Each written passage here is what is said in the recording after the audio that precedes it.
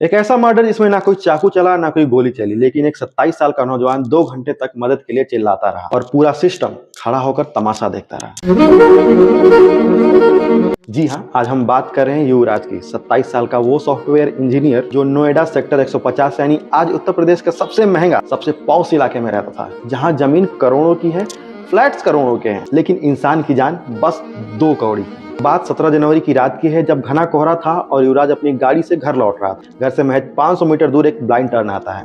ना कोई sign board, ना कोई रिफ्लेक्टर और ना ही कोई बैरिकेड। सड़क सीधे एक गहरे नाले में खत्म होती है। युवराज उसी टर्न पर सिस्टम का शिकार हो जाता है और उसकी गाड़ी पानी में समा जाती है। रात के करीब 12 बजे युवराज अपने पिता को फोन करता है और कहता है, पापा मुझे बचा लो। पिता भागे भागे आते हैं, साथ में पुलिस को फोन भी करते हैं। उस टाइम पुलिस भी आती है, फायर ब्रिगेड भी आती है, एनडीआरएफ की टीम भी आती है। साथ ही भीड़ भी जमा होने लगता है, लेकिन कोई पानी में नहीं उतरता। तब तक पिता पहुंचते हैं और मदद करने की कोशिश भी करते हैं। लोगों से मदद की गुहार भी लगाते हैं, लेकिन कुछ कर नहीं पाते। अब सोचिए, 2 घंटे तक वो लड़का मदद के लिए चिल्लाता रहा। बहुत अच्छे दोस्त। प्रशासन के पास ठंडे पानी, अंदर सरिया होने के बहाने थे, लेकिन एक जान बचाने का किसी के पास जिगर नहीं था। वहीं से गुजर रहे एक डिलीवरी बॉय ने इन लोगों का तमाशा देखा तो खुद पानी में उतरने लगा, लेकिन उसके हाथ भी कुछ न लग सका। अगले दिन आकर जब वो इन भ्रष्ट अधिकारियों के पोल खोलता है तो पुलिस के लोग उसे धमकाकर उसका भी बयान बदलवा देते हैं। 1 घंटा से 2 घंटे, लगभग 1 घंटा 45 मिनट तक लड़के ने अपने बचाने की गुहार लगाई है कि भाई मुझे बचा लो, किसी भी तरीके से बचा लो। मौके पे पुलिस भी थी, एसडीआरएफ भी थी और अग्नि विभाग वाले भी थे, फायर ब्रिगेड वाले भी थे। किसी ने उसकी मदद नहीं करी। बोल रहे थे ठंडा पानी, हम नहीं जाएंगे अंदर, इसमें सरिया है, अंदर हम नहीं जाएंगे। ठीक है जी। इस मौत का जिम्मेदार सच्चाई बताए तो सरकारी महकमा है। मैं नोएडा सेक्टर 150 के रहने वाला हूँ। हमारे यहाँ पे 16 तारीख को एक घटना हुई थी। अभी एक ज्यादा धुंध के कारण एक लड़का 27 साल वर्षीय रोड से सीधा तालाब में दागे गाड़ी लेकर, तो रोड में दागने के बाद जो किसी भी तरीके से पुलिस को पता चली, 15 मिनट के अंदर अंदर वहाँ पे पुलिस पहुंची। कुछ लोग मौजूद थे, उन्होंने पुलिस को कॉल की। 15 मिनट के अंदर पुलिस पहुंचने के बाद उसने, इतने ही मैं पहुंचता हूँ, उस समय थोड़ी सी देर बाद ही, तो पुलिस अपनी कार्रवाई में लगी हुई थी। पुलिस उसे पूरा कोशिश कर रही थी बचाने के लिए। फिर कुछ देर बाद ही एसडीआरएफ, एनडीआरएफ, फायर ब्रिगेड सब ही समय पर पहुंच चुके थे। लेकिन ज्यादा धुंध होने के कारण तालाब में ना तो लड़का दिख रहा था ना गाड़ी दिख रही थी। लेकिन लड़का उन्होंने पूरी मशक्कत के बाद लगभग कुछ समय बाद ही उसे बहुत जल्दी रेस्क्यू कर लिया था लड़के को। नोएडा सेक्टर 150 की घटना है ये, 16 तारीख की रात की है। अब आप खुद सोचिए कि क्या सिस्टम सिर्फ लापरवाह है या फिर गवाहों को डराने में भी माहिर है। ये जो आप देख रहे हैं, ये कोई नदी नहीं है, ये कोई झील नहीं है, ये कोई नाला नहीं है। ये खुला हुआ, बिना बैरिकेड, बिना साइन बोर्ड का, बिना रिफ्लेक्टर का एक नाला है। यही नाला 2021 में ऐसा नहीं था। यह नोएडा स्पोर्ट्स सिटी प्रोजेक्ट का हिस्सा था। 10 साल पहले लोटस ग्रीन्स जैसे बिल्डर्स को भारी डिस्काउंट पर जमीन दी गई थी। शर्त ये थी कि 70% हिस्सा स्पोर्ट्स इंफ्रास्ट्रक्चर बनेगा। लेकिन हुआ क्या?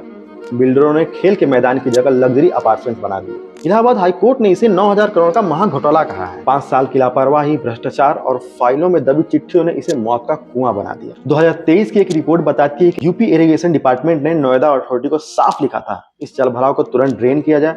बजट भी था, पैसा भी था, लेकिन चिट्ठी फाइलों में गुम हो गई और पानी जमीन पर जमा होता चला गया। सोचिए, इसी 31 दिसंबर को इसी जगह पर एक ट्रक भी गिरा था, लेकिन गनीमत रही कि उसको कुछ नहीं हुआ। और यही कुछ ना होने से ही प्रशासन शांत था। क्यों? क्योंकि प्रशासन एक बड़े हादसे का इंतजार कर रहा था। नोएडा अथॉरिटी, जिसके पास सबसे ज्यादा रेवेन्यू है, उसके पास एक रिफ्लेक्टर लगाने के पैसे भी नहीं थे। उत्तर प्रदेश की सबसे अमीर अथॉरिटी, 8 से 9,000 करोड़ का बजट। इसके सीईओ है लोकेश एएम, जो आईएएस है। यहाँ के डीएम है मेधा रूपम। 1-2 गिरफ्तारी होने के बाद सीईओ साहब को ट्रांसफर कर दिया जाता है, लेकिन जो नोएडा का एनडीआरएफ है वो आता है डीएम के अंडर में, पर उनको कोई कुछ नहीं कह रहा है। क्यों? क्योंकि वो चीफ इलेक्शन कमिश्नर की बेटी है, जिसको अपने मनचाहा पोस्ट मिल जाता है और वो अपने मन के हिसाब से काम भी करती है। मनचाहा इसलिए क्योंकि उनकी अधिकतर पोस्टिंग वही दिल्ली एनसीआर के आसपास में ही रही है। तो बाप करें चुनाव में घोटाला और बेटी डुबाए पूरे नोएडा को। सोचिए, उस युवक की मौत हो जाती है, लेकिन वहां डीएम साहिबा पहुंचती हैं 4 दिन बाद। वो भी इसलिए क्योंकि इंटरनेट पर सब थू-थू करने लगे। युवराज का एक दोस्त है जिन्होंने बयान दिया है कि युवराज हमेशा से कहते थे कि भारत में इतना टैक्स भरते हैं, बदले में खराब इंफ्रास्ट्रक्चर मिलता है। वो हमेशा से विदेश जाने वाला था अपनी बहन के पास,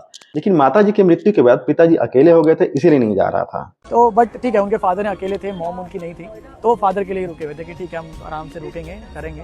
और जिस तरह से मेरे भाई की जान गई है, वो बिल्कुल सही कह रहा था। उसे बहुत पहले ही समय निकल जाना चाहिए था। और इतना सब होने के बावजूद भी जो बेटा अपने बाप को छोड़ के विदेश नहीं जा पाया, आखिर में वो एक सिस्टम की भेंट चढ़ गया। उसी के पिताजी का ये कहना है कि काश एक बार योगी जी मिल लेते मुझसे तो अच्छा होता। इच्छा भी जाहिर की, अनुरोध किया है कि एक बार योगी जी का भी दर्शन हो, दिल को तसल्ली हो जाए। पता नहीं ये कौन सी राजनीति है भाई, और अब यहाँ पे किसको ब्लेम किया जाए समझ में नहीं आ रहा है। बाकी अब इतना ही कहना है कि आप अपनी सुरक्षा खुद कीजिए, सरकार और उसके तंत्र के भरोसे बिल्कुल ना बैठिए। टैक्स जितना बचा सकते हैं बचाइए, उल्टे पुल्टे जोर लगा के बचा लीजिए, क्योंकि टैक्स देने का अब कोई मतलब नहीं दिख रहा है। तब तक के लिए फॉलो और सब्सक्राइब करिए यूपी वाले लोग। धन्यवाद।